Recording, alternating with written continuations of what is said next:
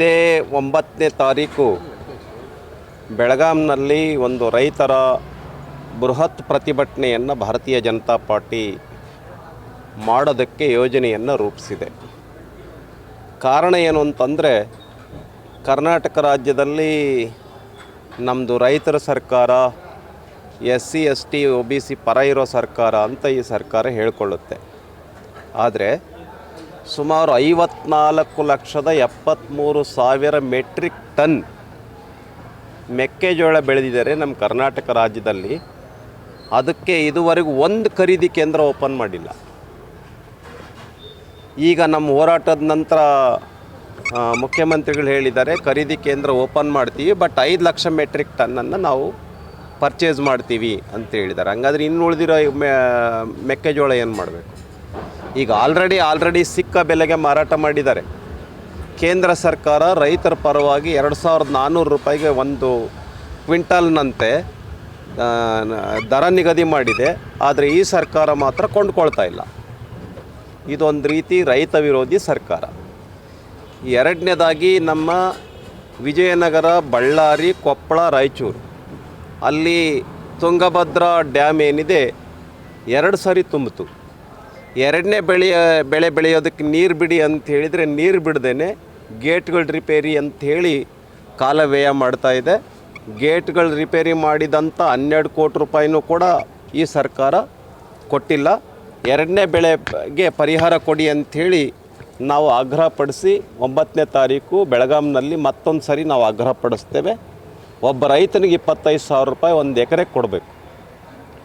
ಇನ್ನು ಮೂರನೇದು ಭಾಳ ಇಂಪಾರ್ಟೆಂಟು, ತೊಗರಿ ಬೆಳೆ.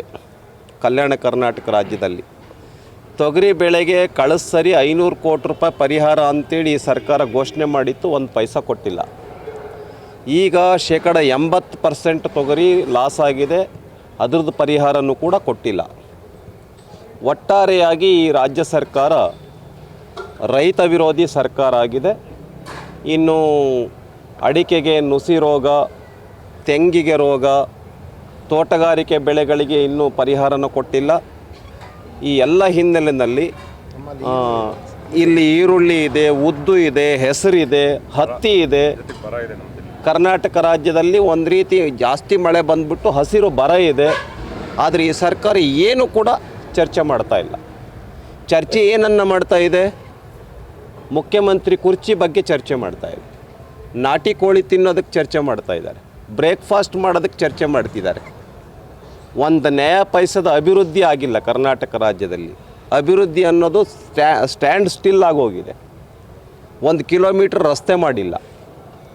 ಹಾಗಾಗಿ ಒಂದು ರೀತಿ ಅಭಿವೃದ್ಧಿ ವಿರೋಧಿ ಸರ್ಕಾರ, ರೈತ ವಿರೋಧಿ ಸರ್ಕಾರ. ಶಾಲಾ ಕಾಲೇಜುಗಳಲ್ಲಿ ಶಿಕ್ಷಕರೇ ಇಲ್ಲ. 26,000 ಶಿಕ್ಷಕರ ಹುದ್ದೆಗಳು ಖಾಲಿ ಇದ್ದಾವೆ. ಯೂನಿವರ್ಸಿಟಿಗಳಲ್ಲಿ 80% ಪ್ರೊಫೆಸರ್ಗಳಿಲ್ಲ. ಹೇಗೆ ಶಿಕ್ಷಣದ ಗುಣಮಟ್ಟ? ಅವ್ರು 35%ನಿಂದ 33%ಗೆ ಇಳಿಸಿದ್ದಾರೆ.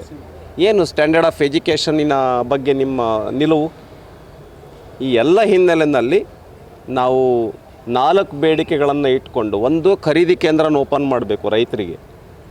ಎರಡನೇದು, ತುಂಗಭದ್ರಾ ಅಚ್ಚುಕಟ್ಟು ಪ್ರದೇಶದವ್ರಿಗೆ ಎರಡನೇ ಬೆಳೆಗೆ ಏನು ನೀರು ಕೊಟ್ಟಿಲ್ಲ, ಅದಕ್ಕೆ 25,000 ರೂಪಾಯಿ ಪರ್ ಎಕರ್ ರೈತರಿಗೆ ಕೊಡಬೇಕು. ಮೂರನೇದು, ಕಲ್ಯಾಣ ಕರ್ನಾಟಕದ ರೈತರಿಗೆ ತೊಗರಿ ಬೆಳೆಯಿಂದ ಏನು ನಾಶ ಆಗಿದೆ ಎಲ್ಲ ತೊಗರಿ ಬೆಳೆ, ಅದ್ರದ್ದು ಪರಿಹಾರ ಕೊಡಬೇಕು. 4ನೇ ಬೇಡಿಕೆ ನಾವು ಇಡ್ತಾ ಇರ್ತಕ್ಕಂಥದ್ದು, ಯೂನಿಫಾರ್ಮ್ ಕೊಟ್ಟಿಲ್ಲ ಮಕ್ಕಳಿಗೆ, ಆಮೇಲೆ ಶಿಕ್ಷಕರ ಅಪಾಯಿಂಟ್ಮೆಂಟ್ ಆಗಿಲ್ಲ. ಈ ಎಲ್ಲ ಹಿನ್ನೆಲೆಯಲ್ಲಿ ಕೂಡಲೇ ಶಿಕ್ಷಕರ ಅಪಾಯಿಂಟ್ಮೆಂಟ್ ಆಗಬೇಕು. ಶಿಕ್ಷಣದ ಬಗ್ಗೆ ಸದನದಲ್ಲಿ 1 ದಿನ ಚರ್ಚೆ ಮಾಡಬೇಕು. ಉತ್ತರ ಕರ್ನಾಟಕದ ಬಗ್ಗೆ 4 ದಿನ ಚರ್ಚೆ ಮಾಡಬೇಕು ಅಂತೇಳಿ ಇಟ್ಕೊಂಡು ನಾವು 9ನೇ ತಾರೀಕು ಒಂದು ಬೃಹತ್ ಹೋರಾಟವನ್ನು ಮಾಡ್ತಾ ಇದ್ದೇವೆ. ಚಿತ್ರದುರ್ಗದಲ್ಲಿ ಎಲ್ಲ ತಾಲೂಕುಗಳಲ್ಲಿ ಹೋರಾಟ ಆಗಿದೆ. ಹೊಳಲ್ಕೆರೆನಲ್ಲಿ ಒಂದು ಆಗಬೇಕು. ಇವತ್ತು ಹೊಸದುರ್ಗಕ್ಕೆ ಹೋಗ್ತಾ ಇದ್ದೀವಿ ನಾವು, ನಮ್ಮ ನವೀನ್ ಅವರು, ನಮ್ಮೆಲ್ಲ ಪ್ರಮುಖ ನಾಯಕರು, ನಮ್ಮ ಜಿಲ್ಲಾ ಅಧ್ಯಕ್ಷರು ಎಲ್ಲ ಅಲ್ಲೂ ಹೋರಾಟ ಮಾಡ್ತೀವಿ. ಹೊಳಲ್ಕೆರೆಯಲ್ಲಿ ಇನ್ನು 2-3 ದಿನದಲ್ಲಿ ಹೋರಾಟವನ್ನು ಮಾಡ್ತೇವೆ. ರಾಜ್ಯದ ಸುಮಾರೊಂದು 180 ಕಡೆಗಳಲ್ಲಿ ಹೋರಾಟ ನಡೆದಿದೆ. 180 ವಿಧಾನಸಭಾ ಕ್ಷೇತ್ರಗಳಲ್ಲಿ ಸಮಸ್ಯೆಗಳೇ ಇಲ್ಲದೆ ಇದ್ದರೆ ರೈತರು ಯಾಕೆ ಹೋರಾಟ ಮಾಡ್ತಿದ್ರು? ಆದ್ದರಿಂದ ಈ ಸರ್ಕಾರ ನಾಟಿ ಕೋಳಿ ತಿನ್ನೋದನ್ನು ಬಿಟ್ಟು, ಬ್ರೇಕ್ಫಾಸ್ಟ್ ಮಾಡೋದನ್ನು ಬಿಟ್ಟು, ರೈತರ ಬಗ್ಗೆ, ವಿದ್ಯಾರ್ಥಿಗಳ ಬಗ್ಗೆ, ಲಾ ಆ್ಯಂಡ್ ಆರ್ಡರ್ ಬಗ್ಗೆ ಚರ್ಚೆ ಮಾಡೋದಕ್ಕೋಸ್ಕರ ತಯಾರಿ ಮಾಡ್ಕೋಬೇಕು ಅಂತ ವಿನಂತಿ ಮಾಡ್ತೀನಿ. ಬಿ ಕೆ ಹರಿಪ್ರಸಾದ್ ಅವರು ದೆಹಲಿಗೆ ಹೋಗಿದ್ದಾರೆ ಸರ್. ರಾಜ್ಯದಲ್ಲಿ ಸಿ ಎಂ ಬದಲಾವಣೆ ಚರ್ಚೆ ಹಿನ್ನೆಲೆ ಈಗ ಅವರು ಹೋಗಿರ್ತಕ್ಕಂಥ ಸಾಕಷ್ಟು ಸಂಚಲನ. ಅದೇ ಹೇಳಿದ್ನಲ್ಲ, ಈ ಸರ್ಕಾರ ದೆಹಲಿ ಯಾತ್ರೆಯಲ್ಲಿದೆ, ನಾಟಿ ಕೋಳಿ ತಿನ್ನೋದ್ರಲ್ಲಿ ಬ್ಯುಸಿ ಇದೆ, ಬ್ರೇಕ್ಫಾಸ್ಟ್ ಮಾಡೋದ್ರಲ್ಲಿ ಬ್ಯುಸಿ ಇದೆ. ಯಾವ ಮಂತ್ರಿನೂ ಯಾವ ಜಿಲ್ಲೆಗೂ ಪ್ರವಾಸ ಮಾಡ್ತಾ ಇಲ್ಲ, ರೈತರ ಬಗ್ಗೆ ತಲೆ ಕೆಡಿಸ್ಕೊಳ್ತಾ ಇಲ್ಲ. ಒಂದು ರೀತಿ ಈ ಸರ್ಕಾರ ಆಲ್ಮೋಸ್ಟ್ ಡೆಡ್ ಗವರ್ನಮೆಂಟ್, ಸತ್ತಿರ್ತಕ್ಕಂಥ ಸರ್ಕಾರ ಇದು. ಸಿ ಎಂ ಬದಲಾವಣೆ ಚರ್ಚೆ ಹಿನ್ನೆಲೆ ಸರ್, ಈಗ ನಾಯಕರು ಮಾತ್ರ ಬಾಯಿ ಬಿಚ್ಚಿದ್ರು, ಈಗ ಮಠಾಧೀಶರು ಮತ್ತು ಅದೇ ಸಮುದಾಯದ ಮುಖಂಡರು ಕೂಡ ಬಾಯಿ ಬಿಚ್ತಾರೆ, ನಮ್ಮದೇ ಸಮುದಾಯಕ್ಕೆ ಕೊಡಬೇಕು ಅಂತ. ಈ ಸರ್ಕಾರ ನೋಡಿ, ಮುಖ್ಯಮಂತ್ರಿ ಈ ವಿಷಯಕ್ಕೆ ಸಂಬಂಧಪಟ್ಟಂತೆ ನಾವೇನು ಹೇಳೋಕ್ಕೋಗಲ್ಲ. ಅವರಿಗೆ ಜನ ಏನಕ್ಕೆ ಇಷ್ಟೊಂದು ಎಮ್ ಎಲ್ ಎಗಳನ್ನು ಗೆಲ್ಲಿಸ್ಕೊಟ್ರು? 136 ಜನ ಎಮ್ ಎಲ್ ಎಗಳು ಗೆದ್ದಿರೋದು. ಏನು ಆಡಳಿತ ಕೊಡ್ತಾ ಇದ್ದಾರೆ? ಒಂದು ಸ್ವಲ್ಪನೂ ಅಭಿವೃದ್ಧಿ ಇಲ್ಲ.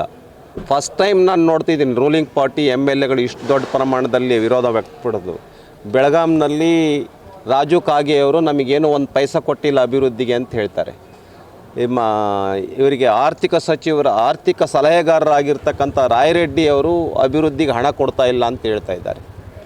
ಆಮೇಲೆ ಅನೇಕ ಜನ ಶಾಸಕರು ಹೇಳ್ತಾ ಇದ್ದಾರೆ. ಹಾಗೆ ಇವರು ಮಾತ್ರ ಮುಖ್ಯಮಂತ್ರಿ ಹುದ್ದೆ ಬಗ್ಗೆ ಹೇಳ್ತಾ ಇದ್ದಾರೆ. 2.5 ವರ್ಷ ಸಿದ್ದರಾಮಯ್ಯ, 2 ವರ್ಷ ಡಿ ಕೆ ಶಿವಕುಮಾರ್.